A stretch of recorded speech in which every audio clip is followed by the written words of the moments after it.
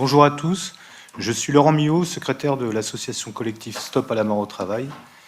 Je suis le papa d'Alban, décédé en mars 2021 d'une chute de hauteur dans le cadre du travail. Il était en période d'essai, il est mort le jour de ses 25 ans. Le traitement médiatique de l'accident a consisté en deux articles dans la presse régionale. Le premier, le lendemain de l'accident, dans Ouest France, et le second, quelques semaines plus tard, dans Le Progrès.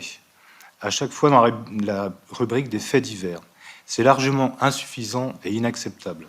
Cette invisibilité est la même pour la plupart des victimes dont les familles font partie de notre association. Seul Mathieu Lépine, au travers de son recensement des morts au travail sur les réseaux sociaux, parle alors de la mort au travail. C'est par rapport à cette invisibilisation médiatique que les familles de victimes ont fini par se réunir et créer le collectif. En mars 2023, une audience nous a été accordée au ministère du Travail, précédée d'une marche blanche, lors de laquelle le collectif a pu attirer l'attention des médias et des pouvoirs publics. C'est en partie grâce à cette action que la mort au travail est devenue un sujet un peu plus présent dans les médias, notamment dans Le Monde, qui publie régulièrement des articles sur le sujet, et l'Humanité, qui relaie le recensement de Mathieu sur son site internet. Mais malgré cette évolution, le sujet de la mort au travail est encore loin d'être considéré comme un fait de société, et ce malgré la campagne de prévention initiée par le gouvernement. Donc, moi, je suis la Véronique Millot, vice-présidente de l'association collective Famille Stop à la mort au travail. Je suis la maman d'Alban. Donc, pour revenir sur le traitement médiatique, effectivement, on constate que la plupart du temps, le sujet de la mort au travail est traité dans les médias quand elle peut servir une autre cause. Par exemple, les chantiers des JO, du Grand Paris Express, la canicule, mais elle ne sert pas la cause elle-même. On vient nous voir pour parler de la mort au travail quand derrière, il y a un autre sujet qui est traité. À part, évidemment, Le Monde et l'Humanité dont on a parlé précédemment.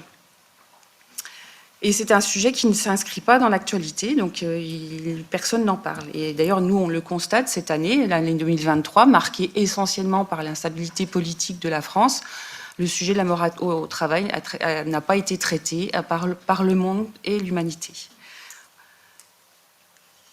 Ensuite, il y a une nouvelle campagne de sensibilisation qui passe en ce moment, là, à la télé. Et, est-ce que vous l'avez vue? Est-ce que vous en avez entendu parler? Elle n'a aucun impact.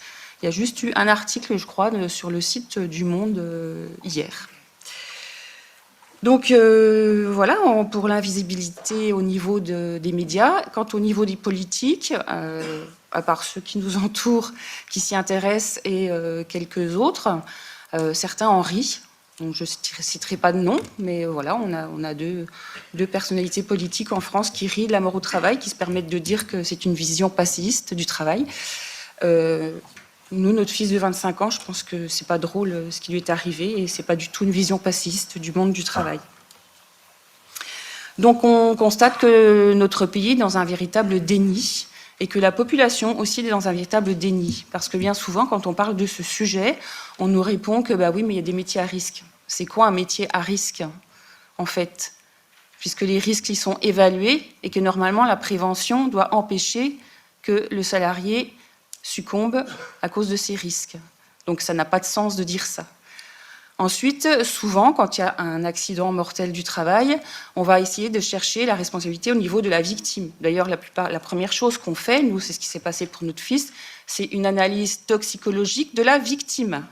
Donc on cherche déjà à savoir si la victime n'est pas responsable de son propre sort. Ce qui est, quand on est famille de victimes, tout juste, c'est insupportable. Ça vous met dans un état, enfin voilà quoi. Donc c'est un peu, moi je compare ça à comment on traitait justement les féminicides ou les viols il y a 20 ans, 30 ans. Le viol, c'était, bah oui, elle l'a bien cherché. Le féminicide, c'était pareil, c'était un crime passionnel. Et bien aujourd'hui, au niveau de la mort au travail, on en est exactement là. Et donc, on a besoin de tous se monopoliser pour sensibiliser, non pas les médias, les politiques, mais aussi la population.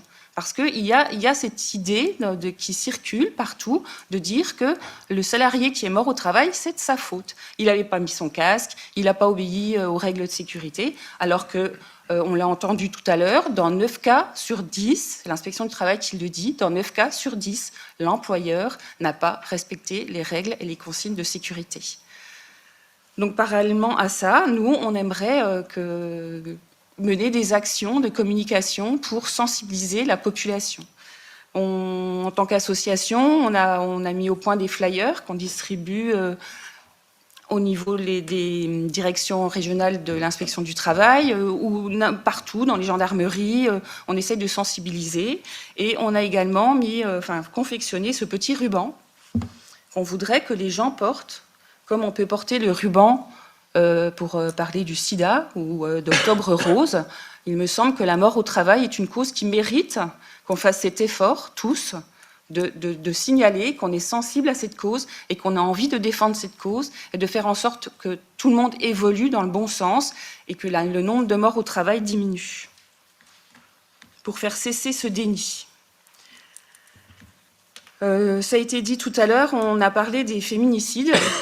Et c'est vrai qu'on peut s'inspirer de la lutte de l'association des femmes victimes de féminicide parce que aujourd'hui, il y a 7 fois moins de féminicides en France que d'accidents mortels du travail. Je ne veux pas minimiser les féminicides, on est bien d'accord. Et pour autant, quand il y en a un, les journaux télévisés en parlent tout de suite. Il faut qu'on arrive, c'est pas irréaliste. Il faut qu'on arrive à ce que les médias, les journaux télévisés, quand il y a des morts au travail, en parlent quand ils arrivent. Je ne vois pas pourquoi, d'un côté, c'est possible et pas de l'autre. C'est très grave de mourir au travail. Ce sont souvent des morts très violentes, parce que ça, on l'oublie aussi, des morts très violentes. Et parfois, c'est même tellement tu que la famille de victimes, on a le cas dans notre association, apprend le décès sur les réseaux sociaux. Tellement c'est minimisé. Donc voilà, pensez à ce ruban, on peut vous le commander, on peut vous le fournir. Et puis, donc, il me semble important de continuer à créer des événements, faire des marches blanches, des happenings. Voilà, nous, on continue de communiquer avec les gouvernants, à répondre aux invitations de Marina, à accompagner nos familles. Et puis la dernière chose, je pense que c'est mon avis, pour qu'une cause soit défendue, il faut la nommer. Et nous, dans notre collectif, on a un terme pour la mort au travail quand l'employeur est responsable. C'est le terme de employicide. Alors, c'est pas un beau terme, mais en même temps, il faut, je pense, qu'il ait avoir un impact dans l'esprit des gens. Et ce mot, employicide, il veut dire ce qu'il veut dire. C'est quand un ouvrier ou un salarié est décédé au travail et que la responsabilité de son employeur a été engagée. Le mot employicide, il faut nommer les choses. Et je pense que c'est comme ça qu'on avancera et qu'on pourra défendre cette cause. Le choc des mots, voilà. Je voulais remercier Marina de nous avoir invités à nouveau et tous les intervenants, tous les gens qui sont là et qui se monopolisent pour défendre cette cause et pour nous soutenir, parce que en tant que famille de victimes, c'est pas toujours évident de venir s'exprimer, de venir parler de ce qu'on a vécu et de mener le combat. On est tous parfois fatigués. Dans notre association, il y a beaucoup de familles dont l'affaire n'est pas jugée encore. Donc on a des délais sur 4 ans, 5 ans, voire beaucoup plus. Et c'est assez difficile. Je voulais le dire aussi. Voilà, merci.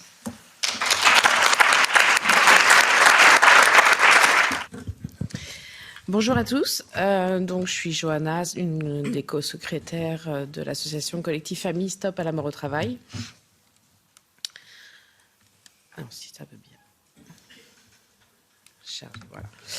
Je vais vous parler, moi, donc, de la partie prévention. On a l'inspection du travail en France qui joue un rôle clé dans la prévention des accidents en veillant au respect donc, des normes de sécurité.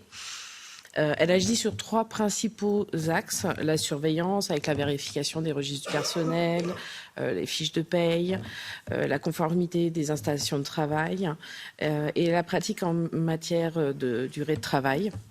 Un deuxième axe qui a un rôle de contrôle en assurant le respect des normes de sécurité pour éviter les accidents de travail et les maladies professionnelles. Elle travaille d'ailleurs beaucoup en collaboration avec les CSE. Et un rôle de prévention, donc conseiller les employeurs pour améliorer les conditions de travail et résoudre donc les conflits. L'arrêté du 19 mars 2024 vise à réduire le nombre de postes d'inspecteurs du travail en passant d'un ratio pour 8 200 salariés à 1 pour 10 000.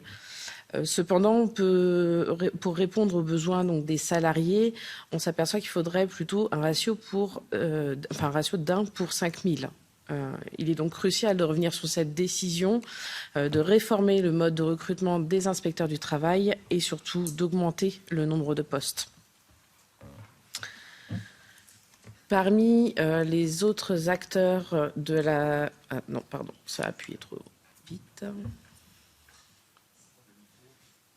Oui, beaucoup trop vite.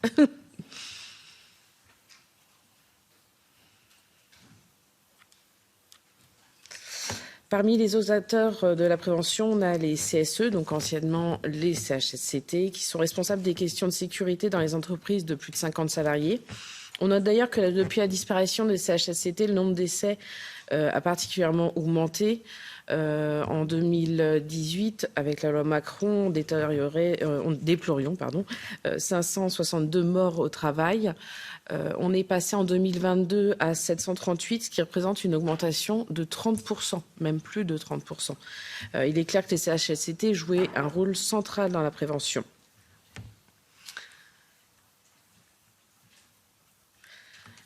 On va prendre comme exemple en matière de prévention le chantier des JO qui se sont tenus à Paris.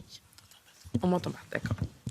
Qui se sont tenus à Paris. Le comité d'organisation des JO a pris des mesures pour éviter les dérives, ça sera mieux comme ça, associées aux grands projets d'infrastructure. Des inspections régulières des conditions de travail avec les syndicats et des organismes tiers étaient mis en place. Les entreprises intervenant sur les chantiers devaient respecter les règles du Code du travail français et les conventions internationales relatives aux droits des travailleurs.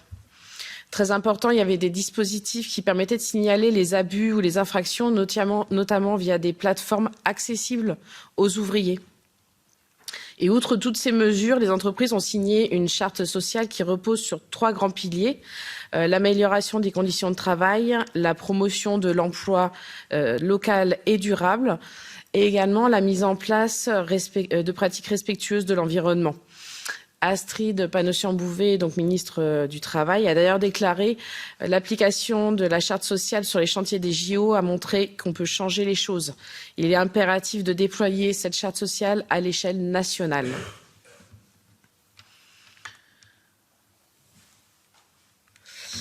Le ministère du Travail poursuit d'ailleurs son engagement avec un 4e plan santé au travail et un 1er plan pour la prévention des accidents graves et mortels. Ces plans ont été élaborés en collaboration avec l'État, les partenaires sociaux, la sécurité sociale et également les organismes de prévention. Les campagnes de sensibilisation comme travaux en hauteur, pas le droit à l'erreur et sécurité au travail, responsabilité de l'entreprise, vigilance de tous visent à alerter sur les dangers spécifiques et à promouvoir une culture de la prévention. L'article 4121-1 du Code du travail impose à l'employeur de garantir la sécurité et la santé des travailleurs. Cela inclut l'évaluation et la transcription des risques sur le DUER et le DUERP, donc déclaration unique d'évaluation des risques et déclaration unique d'évaluation des risques professionnels. La formation sur les EPI, les risques spécifiques et les procédures d'urgence. Il est crucial de promouvoir une culture de sécurité en entreprise en encourageant les employés à signaler les dangers sans crainte de sanctions et en prenant conscience des risques. Les dirigeants doivent impérativement montrer l'exemple et instaurer de vraies pratiques de sécurité.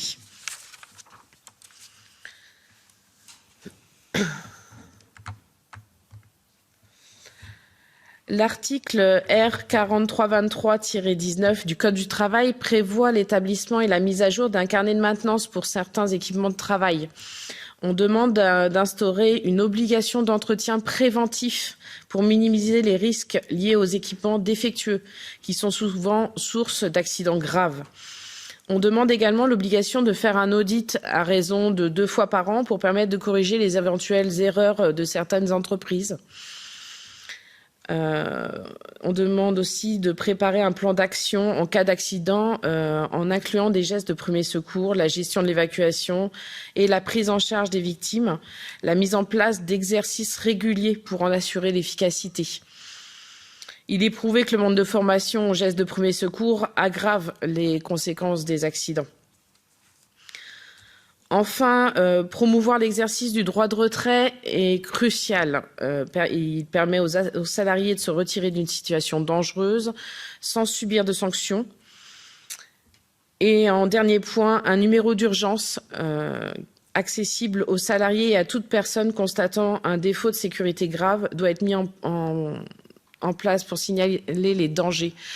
On parle d'expérience, très souvent on se balade ou on est même chez nous et on observe, ça nous est beaucoup arrivé au sein du collectif, on observe des situations dangereuses sur les chantiers.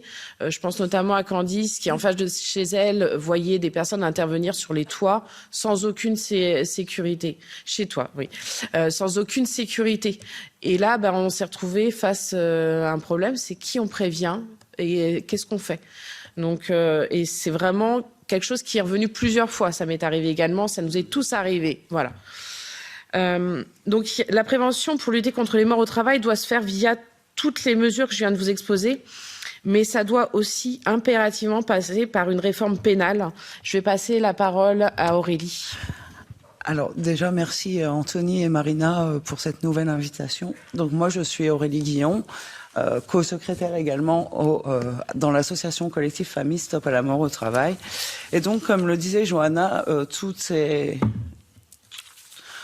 dispositions doivent être mises en place pour assurer la prévention, mais la prévention passe également dans une refonte pénale qui nous semble nécessaire. Si on peut avoir une directive qui obligerait nous au niveau français d'intégrer un nouvel article dans le code pénal avec des sanctions un peu plus élevées pour dissuader, ça aussi c'est de la prévention. Voilà. Donc l'employeur, comme on l'a tous dit, il a donc à cause de l'article, grâce à l'article L4121-1 du Code du travail, cette obligation de sécurité. Cette obligation de sécurité, il va être condamné s'il y a un manquement. Avant, il y avait une obligation de sécurité qui était plus sévère, c'est-à-dire qu'à partir du moment où il y avait un décès, un accident sur le lieu de travail, l'employeur était mis en cause. L'obligation de sécurité, elle était, on ne pouvait pas y déroger à partir du moment où il y avait l'accident. Et ensuite, les juges ont été un peu plus souples. C'est-à-dire qu'on est passé d'une obligation de sécurité où on était très sévère à une obligation de sécurité où finalement, il faut apporter la preuve pour l'employeur qu'il a commis aucun manquement. Donc, on arrive à une obligation de sécurité de moyens renforcés, comme on dit, où, voilà, on a cette obligation à faire, on met en place tous les moyens nécessaires pour assurer la sécurité des employés. Et si c'est pas fait, il est condamné. Et là, la condamnation, elle est un peu désuète. C'est-à-dire que on est sur le cas de l'homicide involontaire. L'homicide involontaire, c'est quand on tue quelqu'un sans faire exprès, sauf que lorsqu'on a fait un manquement ou plusieurs manquements à son obligation de sécurité, est-ce qu'on peut parler d'involontaire? Et donc, en ce moment, vous avez une loi qui est en train de se préparer, qui est discutée sur c'est pas grave. Sur l'homicide routier, sur le terme d'homicide routier. Parce que les personnes qui ont décidé de faire ce texte ont dit c'est violent le mot homicide involontaire pour les familles de victimes d'accidents de la route. Mais lorsque vous êtes famille de victimes d'accidents du travail, la violence, elle est là aussi. Et lorsque on nous dit homicide involontaire, beaucoup de familles ne veulent pas de ce terme. C'est pour ça que nous, on demande à ce qu'il y ait dans notre système pénal un nouvel article 221-6-3 du Code pénal pour inclure le terme employicide pour qu'on ne soit plus sur seulement 3 ans d'emprisonnement ferme avec une sanction de 45 000 € d'amende. Ça, c'est l'homicide involontaire normal, entre guillemets, 221-6-1 du Code pénal. On est sur 3 ans de prison. Voilà. On est ensuite sur une faute caractérisée lorsqu'il y a un manquement, où là, l'employeur encourt 5 ans de prison ferme et 75 000 € d'amende. c'est la plupart du temps des manquements. Normalement, on devrait être déjà sur cette faute caractérisée. Sauf que vous avez, notre circonstance aggravante, lorsque vous êtes propriétaire d'un chien qui commet un homicide involontaire, le propriétaire va payer plus cher qu'un employeur parce qu'il n'aura pas su maîtriser son chien. C'est-à-dire que nous, notre circonstance aggravante, c'est la première peine pour un propriétaire de chien. Donc, c'est pas, à notre sens, c'est pas normal. On demande déjà, donc, cette création de cet article avec une obligation de publication et d'affichage et de diffusion qui n'est pas toujours. C'est des peines complémentaires, ça. On ne les met pas toujours en place. On doit les demander. On veut qu'à partir du moment où l'employeur est sanctionné et reconnu responsable de cet employicide, il soit forcément condamné à cette obligation de publication, d'affichage et de diffusion, et évidemment une interdiction des marchés publics. Comment lui laisser le droit de continuer à faire de l'argent alors qu'il tue impunément? Donc ça, c'est notre première demande. Je sais qu'on était sur la prévention, mais il fallait que je vienne un peu sur la responsabilité pénale qui nous semble, très importante. Mais je vais essayer de faire très vite pour le reste. Concernant la prise en charge des familles. Tout d'abord, la prise en charge médico-psychologique. Vous avez donc des cellules d'urgence médico-psychologiques qui existent lorsque vous êtes victime, que vous avez un choc psychotraumatique comme on peut avoir, nous, familles de victimes. Mais vous ne l'avez pas. Clairement, nous, dans l'association, on a remarqué que je crois que seule notre présidente et peut-être d'autres adhérents, mais très peu, ont accès à ces psychologues qui finalement sont gratuits. Vous voyez? Sauf que c'est pas déployé convenablement. Déjà, ça va être déployé quand il y aura le SAMU, donc quand il y aura l'hôpital ensuite. Mais si la victime ne va pas à l'hôpital, on n'entend pas parler de cette cellule d'urgence. Ça, c'est première chose. Lorsque la victime va à l'hôpital, alors je vais prendre mon cas personnel. J'ai perdu donc mon petit frère qui a eu son accident le 2 novembre 2021, qui est décédé le 20 novembre 2021. Donc 18 jours de coma après. Donc demain, cela fera 3 ans et je suis fière d'être ici parce que c'est pour moi un fabuleux hommage que je lui fais en même temps qu'à toutes les victimes. Mais lorsque mon petit frère a eu son accident le 2 novembre, nous avons été autorisés à le voir le lendemain. Le lendemain, la veille, on nous avait dit il est fort, il a eu le massage cardiaque, il va s'en sortir, il est jeune. Le lendemain, on arrive dans la chambre, c'est quand même un autre discours qui nous est tenu. Mais notre frère et le fils de ma mère est vivant. Donc quand on arrive avec mes 2 sœurs et maman, et que on a une psychologue qui vient et nous tend une carte pour nous parler du deuil, vous comprendrez bien que c'est pas le moment. Donc, on a eu ce premier jour la petite carte de la psychologue, mais depuis, on n'a rien eu. C'est quand vous serez prêts, vous viendrez. Mais nous, famille de victimes, personne n'ose faire le pas. Et il y a des temps. On n'est pas tous prêts au même moment. On n'est pas tous prêts au même moment. Donc les frais psychologiques, tous, on se les paye. On se les paye avec des thérapies qui sont longues, qui sont chères. Donc nous, on demande cette prise en charge. Ensuite, on demande une création d'un guide national. Nous avons travaillé, notamment notre présidente et notre vice-présidente sont allées à la DRETS de Grand Est. Nous avons travaillé sur ce fabuleux guide national pour accompagner les familles de victimes lors d'un accident mortel au travail, qui est très bien fait. On le demande au niveau national. On l'a eu en quelque sorte, mais pas que pour les familles de victimes d'accidents mortels. Donc, on est un peu, voilà, on le demande vraiment que pour les familles de victimes d'accidents mortels au travail, dans lequel on va retrouver toutes les infos nécessaires. Et il faut que ce livret soit transmis à la famille par l'interlocuteur qui viendra prévenir la famille. On peut pas annoncer à une famille que son fils, son frère, son enfant, son mari, a eu un accident du travail. On peut pas l'annoncer sur Facebook, on peut pas l'annoncer au téléphone. Il faut que des personnes se chargent d'aller à la rencontre des familles et de leur annoncer le drame en face et de vive voix en leur remettant ce livret. Déjà, c'est plus humain. On est des humains. On parlait de chiffres hier, je l'ai dit. Ce sont des humains, ce sont des visages. On a vu notamment Quentin, le visage de Quentin, ce sont des victimes. Donc, nous aussi, à travers ça, on est des victimes et on n'a pas... C'est important qu'on soit pris en charge directement, qu'on remette ce livret avec toutes les infos essentielles. On demande également cette aide juridictionnelle qui est spéciale accident mortel au travail, qui ne soit pas conditionnée.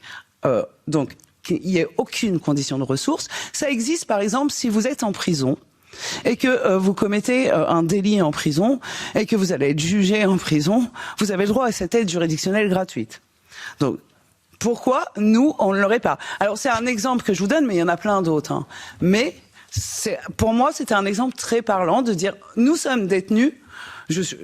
Voilà, les droits de la défense, c'est quelque chose de très important, c'est très bien. Mais pourquoi, en tant que victime, nous, c'est conditionné à nos ressources. C'est-à-dire que vous avez plein de familles de victimes qui ne peuvent pas, qui lâchent, qui ne vont pas au bout de procès, qui n'obtiendront jamais justice parce qu'elles n'ont pas les moyens.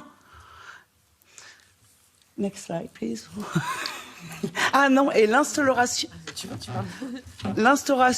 d'un fonds de solidarité pour les frais funéraires également, parce que, encore une fois, donc on ne va pas au procès parce qu'on n'a pas d'argent pour l'avocat, mais lorsque déjà vous apprenez violemment ce décès et que pour une personne jeune, vous devez aller choisir tout ce qu'il faut pour les funérailles et que en plus se pose le problème de comment on va payer.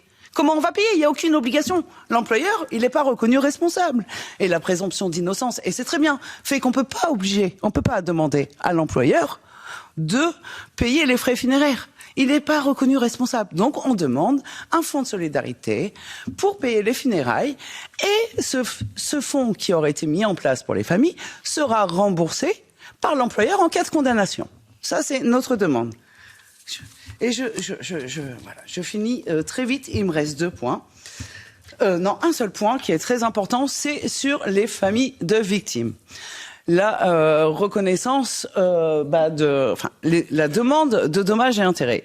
Il y a un point essentiel qu'on a remarqué, c'est qu'il y a ce problème de est-ce qu'on va au pénal, pôle social, demander des dommages et intérêts. C'est très clair. Vous avez un schéma ici qui illustre parfaitement bien. Dans tous les cas, vous avez le code de la sécurité sociale qui est très clair. Vous êtes ayant droit au sens de la sécurité sociale, c'est-à-dire vous avez une rente parce que vous étiez à la charge de la victime. Vous allez au pôle social pour demander les dommages et intérêts, les intérêts civils, d'accord? Vous n'avez pas le choix. À partir du moment où vous êtes ascendant, descendant, vous avez le choix. C'est soit vous demandez les intérêts civils au pôle social, soit vous demandez vos dommages et intérêts. Et lorsque vous êtes frères et sœurs ou autre chose qu'ascendant et descendant, vous n'avez pas le choix. Vous allez au pénal demander les dommages et intérêts. Le seul où on peut aller au pôle social, nous, entre frères et sœurs, ça va être pour l'action successoriale. Donc, nous, on a un point important en France, c'est que personne, même des avocats, il y a des avocats qui emmènent des familles à des procédures qui vont durer 10 ans de plus. Pour quoi? On ne sait pas. Parce que quand on est parent et qu'on ne touche pas de rente, on n'a aucun intérêt à se rajouter en plus. C'est usant. Psychologiquement, c'est usant. Ça veut dire que ça va faire des parents qui, eux aussi, vont tomber malades. C'est pas normal. Donc pour nous, je suis désolée d'avoir un peu dépassé de 2 minutes mon temps de parole, mais c'était très important pour nous que dans la tête de toutes les familles de victimes, ça soit très clair ce point-là, qu'il ne se fasse plus avoir par des avocats, soit qui ne connaissent pas bien leur travail, soit qui ont envie de se faire du fric sur le dos des victimes. Je vous remercie beaucoup.